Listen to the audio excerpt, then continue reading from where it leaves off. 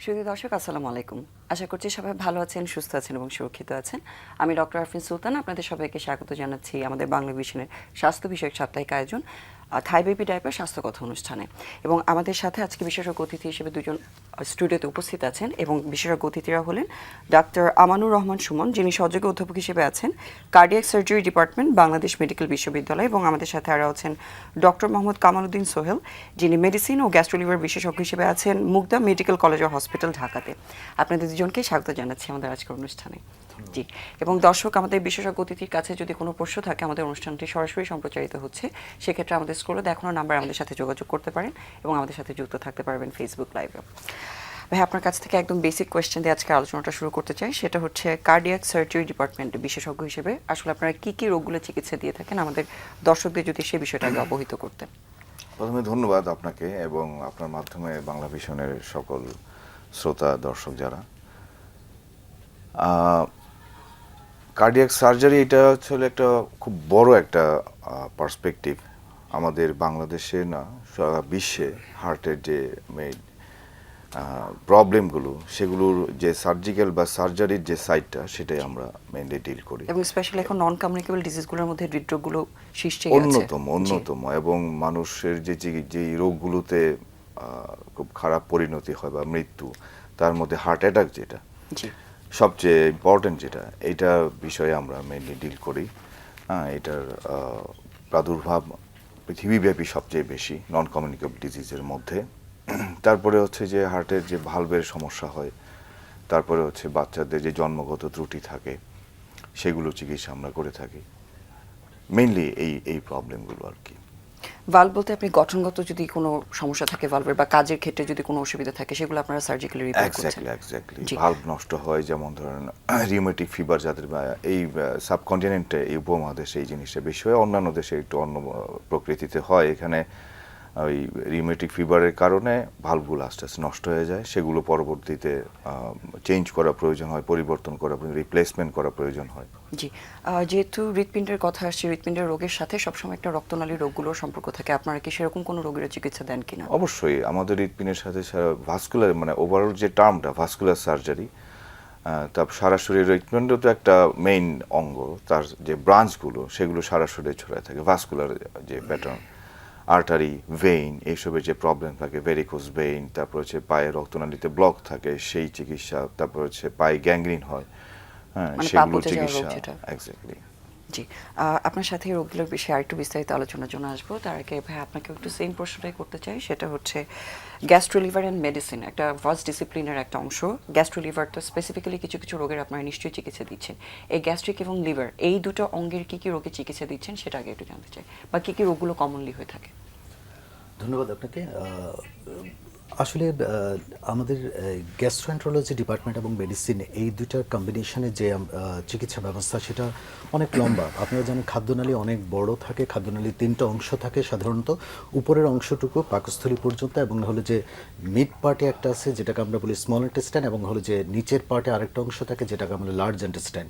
তো সবগুলি 3টা পার্টেরই রোগ। এট দ্য সেম টাইম এটার সাথে আমাদের ডাইজেশন বা হজমের সাথে রিলেটেড যে অর্গানগুলি, সে লিভার এবং হলো প্যানক্রিয়াস বা অগ্নাশয় আমরা যেটাকে বলি, সেই রোগগুলিও আমরা চিকিৎসা করে থাকি। খুব কমনলি আমাদের দেশে পাওয়া যায় সেটা হলো যে আপনার পেপটিক আলসার ডিজিজ উপরের দিকে খুব বেশি পাওয়া যায়, এবং হলো যে গ্যাস্ট্রিক ক্যান্সার, সেটাও খুব কমন পাওয়া যায়। এছাড়া আপনারা জানেন যে টিউবারকুলোসিস, আমরা সবাই জানি যে এটা সাধারণত ফুসফুসের একটা রোগ, বাট টিউবারকুলোসিস কিন্তু ফুসফুসের পরেই সবচেয়ে বেশি হয় হলো যে আপনার খাদ্যনালীতে। সো খাদ্যনালীর সে ধরনের রোগ। আরেকটা কমন জিনিস পাওয়া যায় সেটা হলো যে নিচের দিকে যে খাদ্যনালীর যে অংশটুকু, সেখানে খাদ্যনালী মানে পায়খানা রাস্তা দিয়ে রক্ত যায়, সেটা আমরা বলি পাইলস অথবা হ্যামোরয়েডস অথবা হলো যে অ্যানাল ফিশার, এই ধরনের। এছাড়া পুরো খাদ্যনালী জুড়ে আপনার যে কোনো জায়গায়, খাদ্যনালীর যে কোনো অংশেই আপনার ক্যান্সার হতে পারে। সেই ক্যান্সারও খুব কমনলি আমাদের দেশে পাওয়া যায়। আর লিভারের কমন রোগগুলি আপনারা জানেন, লিভারের সবচেয়ে কমন রোগ হলো হ্যাপাটাইটিস, যেটা ড্রাগের দ্বারা হতে পারে, অথবা হ্যাপাটাইটিস এ, বি অথবা সি দ্বারা হতে পারে। এছাড়া অগ্নাশয়ের 2টা রোগ আমাদের দেশে খুব কমন পাওয়া যায়। সেটা হলো আপনার অগ্নাশয়কে আমরা আসলে মেডিকেলের টার্মিনোলজিতে বলি প্যানক্রিয়াস। সেটা একিউট প্যানক্রিয়াটাইটিস অর্থাৎ স্বল্পকালীন প্রদাহ অথবা দীর্ঘকালীন ক্রনিক প্যানক্রিয়াটাইটিস এগুলিও খুব পাওয়া যায়। তাছাড়াও আপনার ওল্ডার এজে প্যানক্রিয়াসের রোগগুলির মধ্যে ক্যান্সারও একটা ইম্পর্ট্যান্ট জিনিস। এই দুইটা জিনিস ছাড়াও আপনার লিভারের সাথে, আপনারা জানেন লিভার আমাদের শরীরে পিত্ত তৈরি করে। সেই পিত্ত কিন্তু এক ধরনের পিত্ত নালীর মাধ্যমে খাদ্যনালীতে আসে, সেখানে এটা হজমে সাহায্য করে। সেই পিত্তনালীতে যদি কোনো ধরনের পাথর হয় অথবা কোনো ধরনের চিকন হয়ে অবস্ট্রাকশন হয়, সেটাও কিন্তু আমাদের গ্যাস্ট্রোএন্টারোলজিতে খুব কমনলি পাওয়া যায় এবং সেগুলি আপনার আধুনিক যুগে আগে সেগুলি সার্জারি বা পেটটা পুরো কেটে সেটা পাথরগুলি বের করা হইতো বা ওইটার রোগগুলি নির্ণয় করা এবং হলে যে চিকিৎসা করা হতো। বাট এখন আধুনিক যুগে আপনারা জানেন এন্ডোস্কোপির মাধ্যমে কোনো ধরনের কাটাছেঁড়া ছাড়াই পিত্তনালীর পাথরও আপনার গ্যাস্ট্রোএন্টারোলজিস্টরা চিকিৎসা করে। জি, তার মানে একদম ব্রডলি যদি আমরা চিন্তা করি, বেসিক্যালি ক্যান্সার জাতীয় কিছু রোগ হচ্ছে এবং নন ক্যান্সারাস কিছু রোগ হচ্ছে, এবং চিকিৎসার ক্ষেত্রে আপনি যেটা মেনশন করতে যাচ্ছেন মিনিমালি ইনভেসিভ টেকনিকে আমরা অনেক বড় বড় কমপ্লিকেটেড যে প্রসিডিউরগুলো আছে সেগুলো আমরা কমপ্লিট করতে পারছি। সো যেহেতু একটা টেকনিকের কথা বলেছেন যে এন্ডোস্কোপি করে আপার জিআই ট্র্যাক্ট হোক, লোয়ার জিআই ট্র্যাক্ট হোক, আমরা অনেকগুলো রোগ নির্ণয় করছি, সেগুলো ডায়াগনোসিস করছি, ট্রিটমেন্ট করছি। এই বিষয়টা নিয়ে কিন্তু দর্শকদের মধ্যে সবসময় একটা ভয় কাজ করে যখন একটা এন্ডোস্কোপি বা কোনোস্কোপি আমরা অ্যাডভাইস করে থাকি। সো এটা আসলে কতটুকু ইম্পর্ট্যান্ট ডায়াগনোসিসের জন্য, এবং যাদের এই প্রসিডিউরটা করতে হচ্ছে, যাদের ভয় কাজ করে, তাদের জন্য আপনি কি বলতে চান?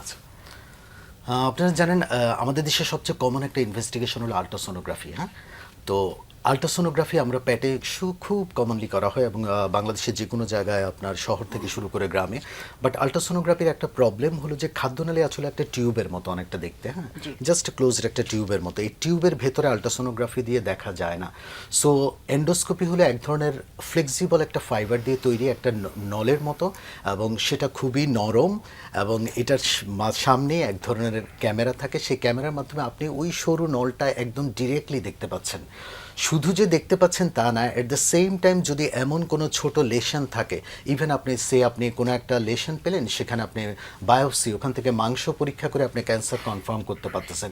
কোনো একটা আলসার পাচ্ছেন, সেটা কী ধরনের আলসার, সাধারণ আলসার ইনফেকশনের কারণে অথবা ক্যান্সারের কারণে, সেটাও আপনি বায়োপসি থেকে এগোন। ইভেন কোনো সময় ছোট ছোট পলিপ পাওয়া যায়, অনেকটা দেখতে মার্বেলের মতো, যেই পলিপগুলি পরবর্তীতে বড় হয়ে আপনার ক্যান্সার হতে পারে। সেই পলিপগুলি কিন্তু আর্লি স্টেজে আপনার এন্ডোস্কোপির মাধ্যমে রিমুভ করা যায়। সেই জন্য আপনি দেখবেন পৃথিবী জুড়ে এখন খাদ্যনালীর ক্যান্সারের যে অপারেশন বা লেট স্টেজে বা লাস্ট স্টেজে ডক্টরের কাছে আসতো, সেটা এখন অনেক কমে গেছে এই কারণগুলিতে।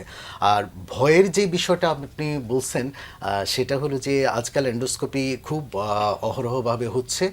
দুটো ওয়েতে করা হয়। আপনারা এন্ডোস্কোপি কেউ যদি খুব বেশি ভয় পায়, সেক্ষেত্রে আমরা এন্ডোস্কোপিতে অনেক সময় ফুল অ্যানাস্থেসিয়া দিয়ে করতে পারি। মেইন কনসার্ন যেটা থাকে ব্যথা পাবেন কিনা বা ডিসকমফর্ট হতে পারে কিনা। হ্যাঁ, এন্ডোস্কোপিতে প্রথম কথা হলো আপনি কোনো ব্যথা পাবেন না। কারণ হলো যে সাধারণত আমাদের গলার এই অংশটুকু পর্যন্ত, মানে মুখের এই অংশগুলি পর্যন্ত সেন্সেশন থাকে। তো এই জায়গাটাতে আমরা এক ধরনের অ্যানেস্থেটিক স্প্রে দিয়ে থাকি। এই স্প্রেটা আপনি করার প্রায় 10 মিনিট আগে দিয়ে থাকি, যার ফলে এখানে আপনি কিছুটা অবশ ফিল করবেন, যার ফলে কোনো ধরনের পেইন হওয়ার কথা না। একটু ডিসকমফোর্ট হতে পারে এবং প্রচুর একটু হালকা বমির মতো একটা ভাব হতে পারে, কিন্তু আদারওয়াইজ পেইন খুব একটা হয় না। আমরা যে অ্যানেস্থেসিয়া দিয়ে দিই, যার ফলে খুব একটা পেইন হয় না। এবং কারো যদি খুব ডিসকমফর্ট থাকে, সেক্ষেত্রে আপনারা সিডেশন দিয়েও করতে পারছেন। যদি কেউ খুবই ডিসকমফর্ট ফিল করে, সেক্ষেত্রে তাকে ফুল সিডেশন দিয়ে করা হয়। সো আমার মনে হয় এই বিষয়টা নিয়ে দর্শকদের কোনো ধরনের ভয় পাওয়া উচিত না, কারণ এটা আপনারা জানেন এটাই একমাত্র প্রসেস যে এত বড় খাদ্যনালীতে খুব সহজে এবং হলো যে আপনার খুব আর্লি রোগগুলি নির্ণয় করা, যেটা আপনি পরবর্তী রোগের যে বার্ডেনটা বা বোঝাটা, সেটা কমানো সম্ভব। জি, অনেক ধন্যবাদ সুন্দর করে এলাবোরেটলি এক্সপ্লেইন করার জন্য, কারণ আমরা রোগীদেরকে যখন এগুলো অ্যাডভাইস করি, সবার কিছু কমন প্রশ্ন এগুলোই থাকে। So thank you so much. আপনার কাছে একটু সেম প্রশ্নটাই করতে চাই। যখনই একটা হৃদরোগের আমরা ডায়াগনোসিস করতে চাই, তার একটা ইম্পর্টেন্ট পার্ট হচ্ছে আমরা যখন ভেসেলের ভিতর দিয়ে একটা ডাই দিয়ে দেখছি যে প্রসিডিউরটা আমরা করছি। সো এই বিষয়টা নিয়েও কিন্তু দর্শকদের মধ্যে ভয় কাজ করে। এই যে আমরা টেকনিকটা অ্যাপ্লাই করছি, এটাতে তার কোনো রিয়াকশন হবে কিনা বা এটাতে তার কোনো ক্ষতি হতে পারে কিনা। সো এই বিষয়টা নিয়ে একটু জানতে চাই। Thank you. আসলে এই প্রশ্নটার উত্তর দেওয়ার আগে আমি একটু অন্য পার্সপেক্টিভে আসতে চাই। সেটা হচ্ছে যে হৃদরোগের ব্যাপারটা আমাদের শরীরের যে অন্যান্য অঙ্গ প্রত্যঙ্গ সেগুলোর থেকে একটু আলাদা কেন? কারণ হচ্ছে যে আমাদের শরীরেই একটা অঙ্গ, এই বেচারা যদি একটু বন্ধ হয়ে যায় তাহলে অসুবিধা। জি। আমাদের অন্যান্য অঙ্গের যেই অসুখ হোক না কেন, যদি সময় মতো রোগী চিকিৎসা না নেয়, সে সাফার করবে, কষ্ট পাবে। কিন্তু হার্টের ব্যাপারটা হচ্ছে একটু ডিফারেন্ট। বন্ধ হয়ে গেলে অসুবিধা, সব নিয়ে বাঁচিয়ে টান রাখার দিবে। জন্য, সার্ভাইভালের জন্য এটা Exactly. ইমার্জেন্সি এই জন্য আমি যেটা বলি যে বিশেষ করে পৃথিবীব্যাপী যেই ইয়াটা বেশি, যে হার্ট অ্যাটাকের যে প্রবলেমটা, বুকে ব্যথা হোক, সেটা শ্বাসকষ্ট হোক, আপনারা সব সময় যত তাড়াতাড়ি সম্ভব ডায়াগনোসিসের দিকে যাবেন। এই ডায়াগনোসিসের একটা মেইন ইয়েটা হচ্ছে যে ইসিজি করা। বুকে ব্যথা হলে আপনি নিকটবর্তী স্বাস্থ্য কেন্দ্রে যাবেন, ইসিজি করা হবে। ইসিজি করার পরে যদি চিকিৎসক মনে করেন যে আপনার পরবর্তী স্টেপে যাবে, সেটা হচ্ছে যে ইকো করা। জি। তারপরে যদি মনে করি এনজিওগ্রাম করা, যেটা আপনি এইমাত্র বলতে গেলেন যে এনজিওগ্রাম করা, সেটা এখন অনেক অনেক অনেক ইজি। আগে একটা পর্যায়ে ছিল যখন যে পেশেন্টকে হসপিটালে অ্যাডমিট হতে হতো, 1 2 3 পর্যন্ত ভর্তি থাকতে হতো। কিন্তু এটা এখন একটা ডে কেসের মতো। হ্যাঁ, উইদিন ফিউ আওয়ার্স করতে 10-15 মিনিট সময় লাগে। আমরা রেডিয়াল আর্টারি দিয়ে করি, কার্ডিওলজিস্টরা মেইনলি, আর কমনলি ফিমোরাল আর্টারি দিয়ে, কোমরের কুচকির এখানে দিয়ে করা হয়। এটা খুব বেশি লোকাল অ্যানেস্থেসিয়া দিয়ে, একদমই ভয়ের কিছু নেই। সবাই মনে করে যে হার্টের ব্যাপারটা শুনলে অনেকটা ভয় পায়। জি। কিন্তু ইম্পর্টেন্ট জিনিসটা হচ্ছে এটার অসুখটা নির্ধারণ করা বা পরবর্তী চিকিৎসার, এইটা হচ্ছে সবচেয়ে গুরুত্বপূর্ণ।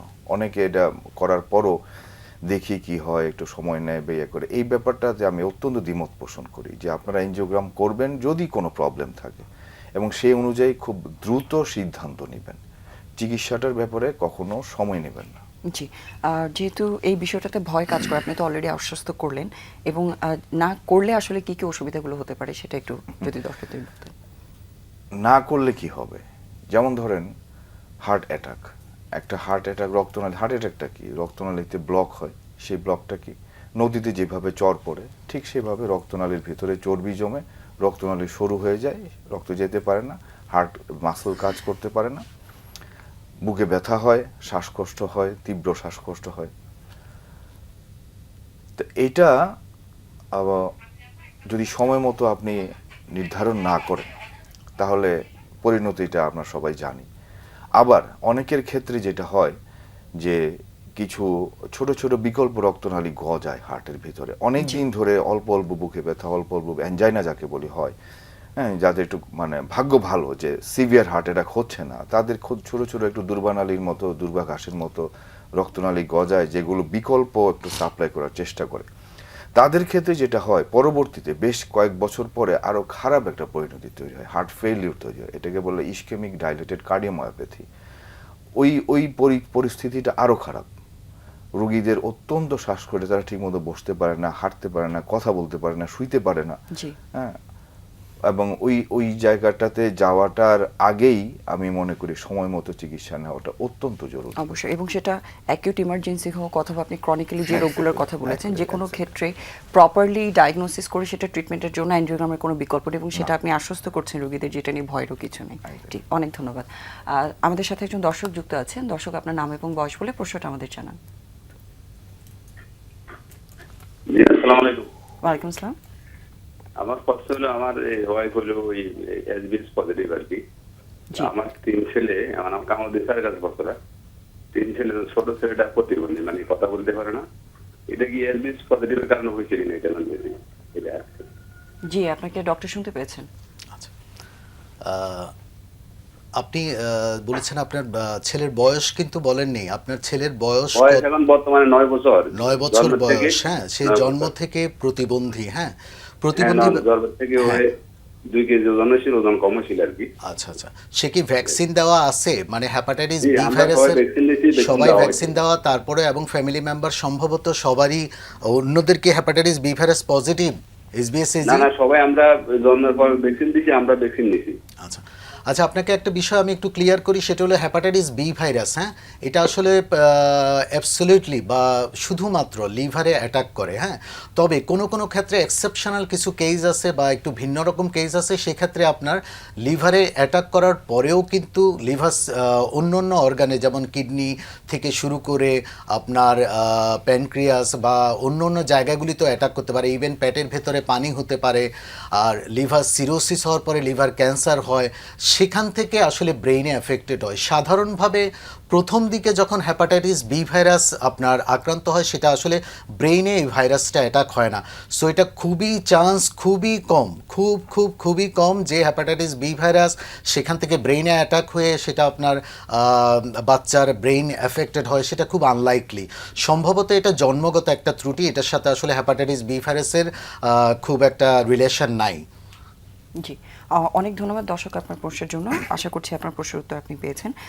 আপনার কাছে এখন যে বিষয়টা জানতে চাচ্ছি সেটা হচ্ছে হার্টের আরেকটা ইম্পর্টেন্ট কাজ হচ্ছে আমাদের যখন ব্লাড সাপ্লাই দিচ্ছে একটা বিট মেনটেন করে সেটাকে সাপ্লাই দেওয়া।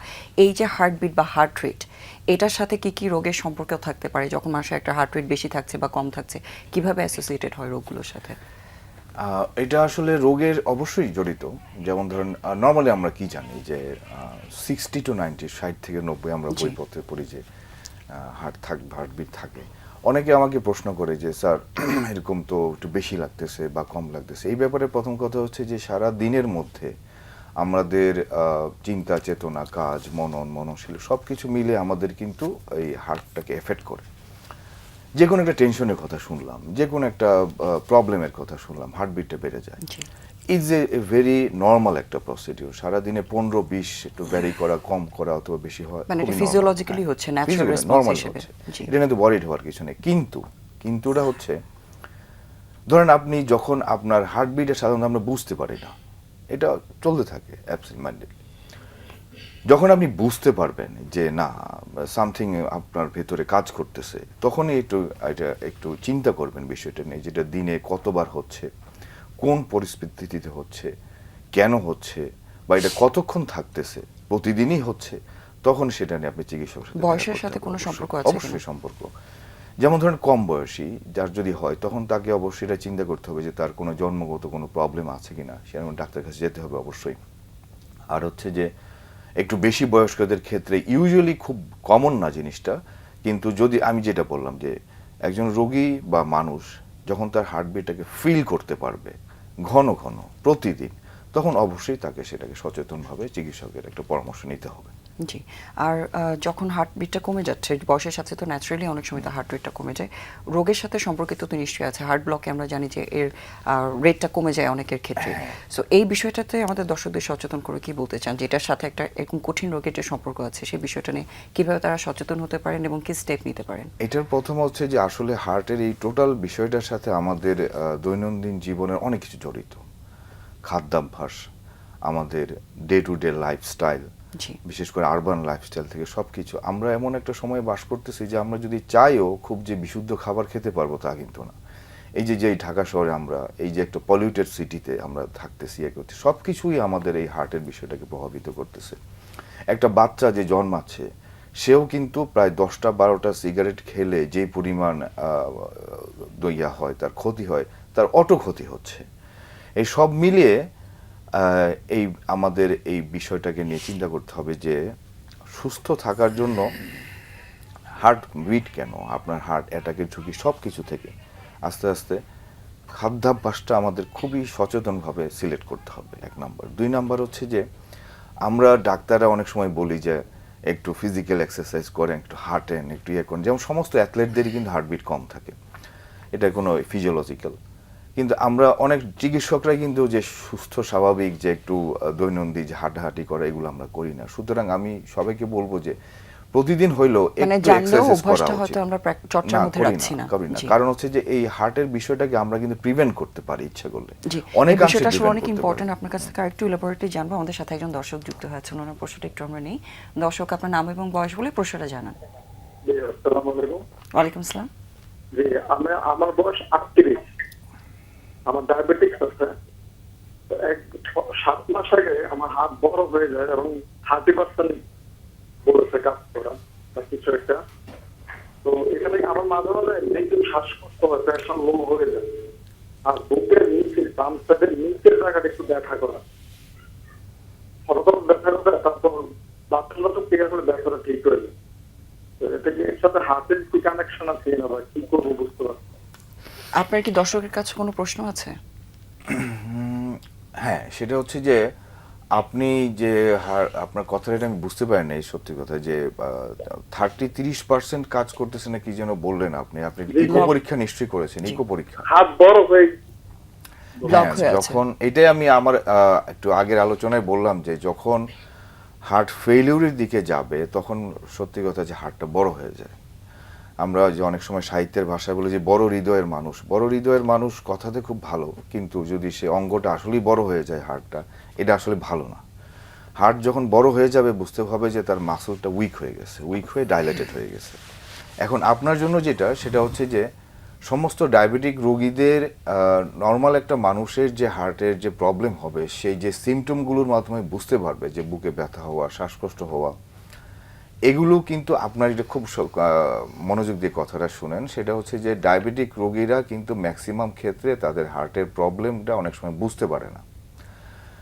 এই জন্য আপনার ক্ষেত্রে আপনি যদি জানেন আপনি একজন ডায়াবেটিস, এই জন্য আপনি আপনার চিকিৎসকের পরামর্শটা নেবেন এবং সেটা সঠিক চিকিৎসাটা নেবেন এই পার্সপেক্টিভে কি যে আপনার যদি ইকো পরীক্ষা রিপিট করতে হয় এবং 6 মাস পরে ইকো করা, যদি আপনার চিকিৎসক আপনাকে বলে যে আপনার এনজিওগ্রাম করে, যেহেতু আপনি বলছেন যে আপনার একটা বুকে ব্যথা আরও মনে হয় আপনার কাছে, সেই সম্পর্কিত যদি পরীক্ষা করতে হয় এনজিওগ্রাম করে, সে অনুযায়ী পরবর্তীতে যেটা আমরা ডেফিনেটলি একটা চিকিৎসাতে যাই কি, সেটা হয় রিং করা অথবা বাইপাস সার্জারি করা, পার্মানেন্ট যে চিকিৎসাটা, এগুলোতে আপনার আমার মতে যাওয়া উচিত।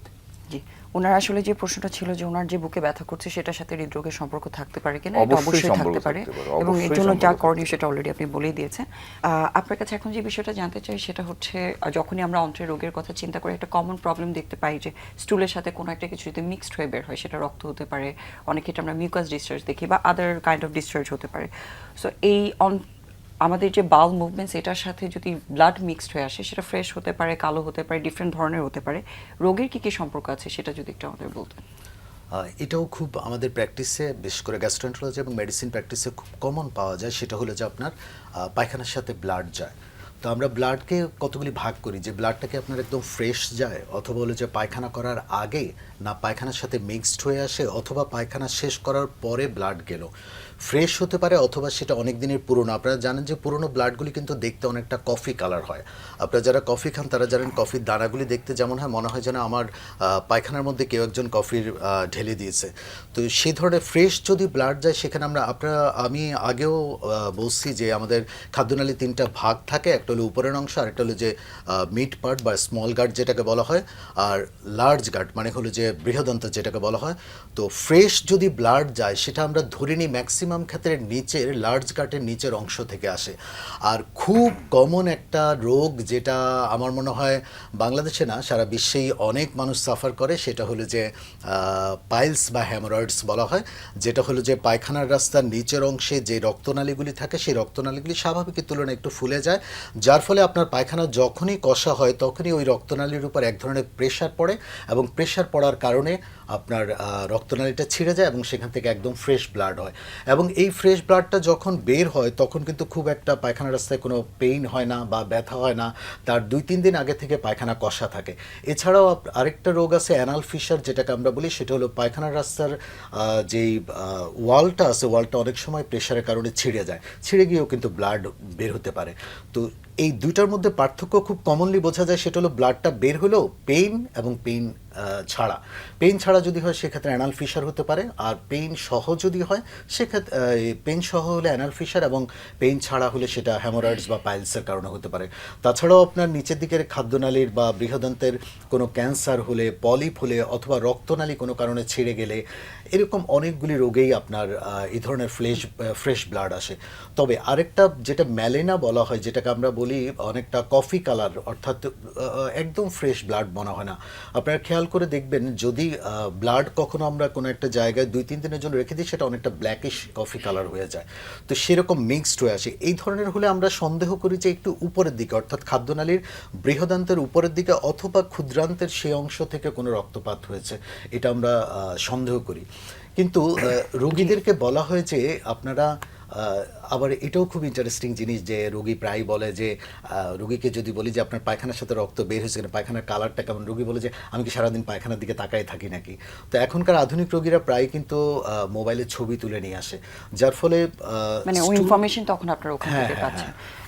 যেহেতু প্যাসেজ অফ স্টুল এবং উইথ ব্লাড এটা যেহেতু অনেকগুলো রোগের সাথে সম্পর্কিত, আমাদের দেশে মানুষ এই সমস্যাগুলো হলেই ধরে নেয় যে পাইলস বা ফিশার থেকে রোগগুলো হয়েছে, স্পেশালি পাইলস থেকে হয়েছে। আসলে কি ধরনের মানে কতদিন পর্যন্ত সিমটমগুলো দেখলে একজনের ইভলিউশন দরকার আছে, এবং যেহেতু অনেকগুলো রোগের সাথে আপনি সম্পর্কিত বলেছেন, ক্যান্সার হতে পারে, ইনফেকশন হতে পারে, টিবির কথা আপনি আগেই মেনশন করেছিলেন যখন এরকম হতে পারে, সো এই স্টেপগুলো কিভাবে নেওয়া উচিত এবং কাদের কাছে যাওয়া উচিত যারা এই সমস্যাগুলো ফেস করছেন তাদের জন্য?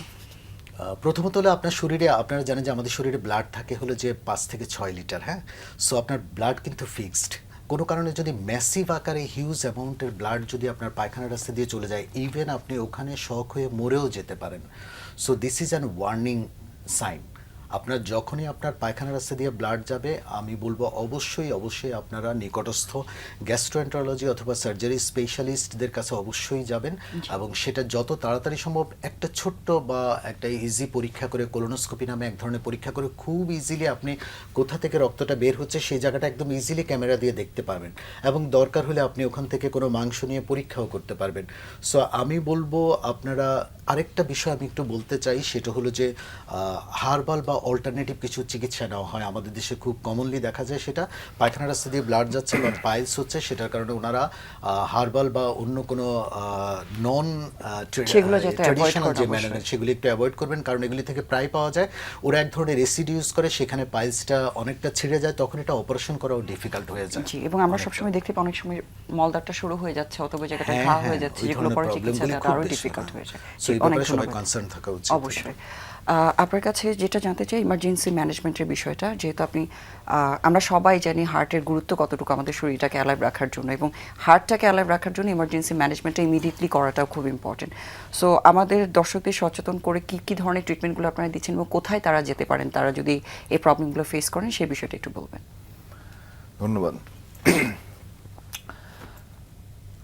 খুব গুরুত্বপূর্ণ একটা প্রসঙ্গ। আমি খুব, যদিও আমাদের যে পরিসরটা এত কিছু তো আর বলা যায় না, আমি সংক্ষেপে বলি। সেটা হচ্ছে যে আমি আমার ক্ষুদ্র প্র্যাকটিস জীবনে যে রোগীগুলো ডিল করি তার মধ্যে দুই ধরনের মেনলি পেশেন্ট পাই। একটা হচ্ছে যারা একটু খুব শিক্ষিত লেভেলের, আর হচ্ছে মোটামুটি একটু কম শিক্ষিত বা যারা পেরিফেরিতে থাকে।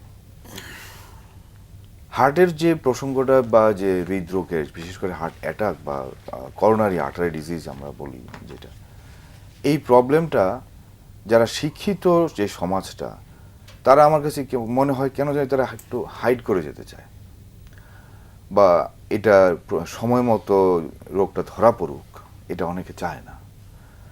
এটার কারণটা আমি পরে দেখলাম যে যেমন ধরুন আমরা যে কর্পোরেট লাইফস্টাইলটা লিড করি এখানে, যে একটা সবসময় একটা ছুটাছুটি, সবসময় একটা প্রতিযোগিতা, সবসময় এর মধ্যে যদি আমি আমার একটা হৃদরোগ হলো, আমার হার্টের অসুখ হলো, এটা যদি আমার কলিগ বা আমার পরিবেশ বা আমার পরিচিত ইয়েতে জেনে যায়, এটা আমার জন্য একটু অন্য একটা ব্যাপার। এই থিঙ্কিংটাকে, যে এই থিঙ্কটার জন্য অনেকে মানে কাউকে বলতেও চায় না, এবং নিজে নিজে ধীরে ধীরে তাদের এই অ্যাভয়েডেন্ট নেচারের জন্য হৃদরোগে আরো বেশি ভুগছেন এখন ইয়াং জেনারেশন। আরেকটা হচ্ছে যে যেমন অন্য যে একটা সমাজের কথা, আমাদের একটু কম শিক্ষিত, তারা আবার কথা শুনে, হ্যাঁ আপনারা এটা করতে হবে, এটা করতে হবে, এটা করেন, এটা করেন।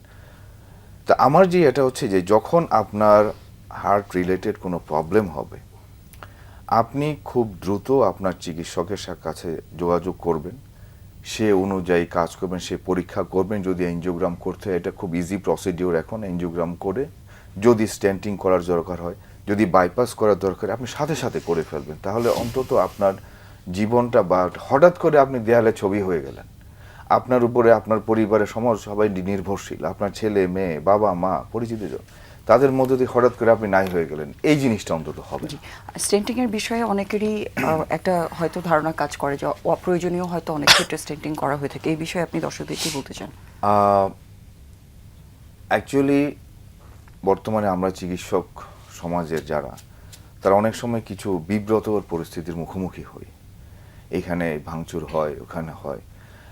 আমি একটা প্রশ্ন করতে চাই যে কোনো চিকিৎসক সজ্ঞানে সুস্থ মস্তিষ্কে কারো ক্ষতি করতে চায় না, এটা সম্ভব না, এটা অসম্ভব ব্যাপার।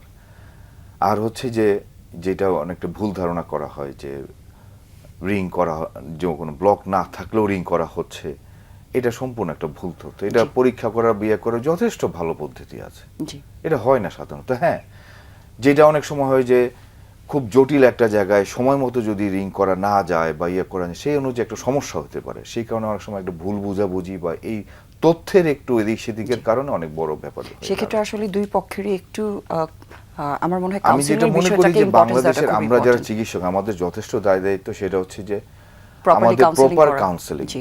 এইটাতে আমাদের সময় দেওয়া উচিত, একটু বেশি রোগীদের সাথে একটু বেশি কথা বলা, অবশ্যই। তাদেরকে তাদের প্রবলেমটা কি বোঝানো, কি করলে কি হবে, কিভাবে হবে, একটু সময় নিয়ে, কারণ তারা একটা আশা নিয়ে আমাদের কাছে আসে। অবশ্যই, এবং যারা পেশেন্ট পার্টি আছেন তারাও যদি একটু রিয়েলিস্টিক্যালি চিন্তা করেন, বাস্তবসম্মতভাবে Exactly. বিষয়টাকে মেনে নিতে চান, সেই Exactly. বিষয়টাতে আসলে সেটা- আমাদের একটু সেটা সচেতন অবশ্যই। হওয়া দরকার। আমাদের একদমই লাস্ট প্রশ্ন, অনুষ্ঠানে একদম শেষের দিকে আমরা চলে এসেছি। প্রিভেনশনের কথা আমরা সবসময় বলি, স্পেশালি যাদের এরকম দীর্ঘমেয়াদী নন কমিউনিকেবল ডিজিজগুলো হয়ে থাকে। সো হার্টটাকে ভালো রাখার জন্য বা রোগগুলোকে প্রিভেন্ট করার জন্য আমাদের দর্শকদের কি বলতে চান আপনি সচেতন করে? খুব সংক্ষেপে কয়েকটা কথা। এক হচ্ছে যে আপনারা যতটুকু সম্ভব ভেজিটেবলটা বা শাকসবজি বেশি খাবেন, ধূমপান যারা করেন করবেন না একদম। তারপরে হচ্ছে যে ফাস্ট ফুড, যেটা জাঙ্ক ফুড আমরা বলি, যতটুকু সম্ভব অ্যাভয়েড করার চেষ্টা করবেন, যতটুকু সম্ভব। আর বিশেষ করে যেটা আমরা ছাড়া আমাদের করতেই পারি না, তেল, যে তেলটা আমরা ব্যবহার করি, সয়াবিন তেলটা যতটুকু সম্ভব না করাটাই বেটার, অন্য তেলটা আমরা ইউজ করাটাই বেটার। তারপরে হচ্ছে যে ফিজিক্যাল এক্সারসাইজ, সকালে বিকালে দুপুরে যখনই হোক। আমরা এটা অনেক সময় পারি না যে সকালে দৌড়াদৌড়ি করা, কাজের জন্য চাকরির জন্য পারি না, কিন্তু যখনই হোক 10-15 মিনিট আমরা যেন একটু হইলেও হাঁটি। অন্য এক্সারসাইজের কথা বাদই দিলাম, সেগুলো করলে তো আরো ভালো, যোগা, যোগ ব্যায়াম যাই হোক, কিন্তু হাঁটাটা যেন হয় অন্তত 15 মিনিটস প্রতিদিন। অবশ্যই, এবং রেস্টটা যাতে নেন এবং মেন্টাল স্ট্রেস এবং থেকে যতটুকু অবশ্যই ঘুম, সম্ভব। 6 থেকে 8 ঘন্টা ঘুম। জি, আপনার কাছে সেম প্রশ্ন, একদম খুব শর্ট করে এক লাইন একটু আমাদের দর্শকদের সচেতন করে যদি কিছু বলতে চান, গাটটাকে ভালো রাখার জন্য কি করা উচিত? সেম, অনেকটা ভাইয়া যেটা বললো অনেকটাই সেম, যে খাদ্যাভ্যাস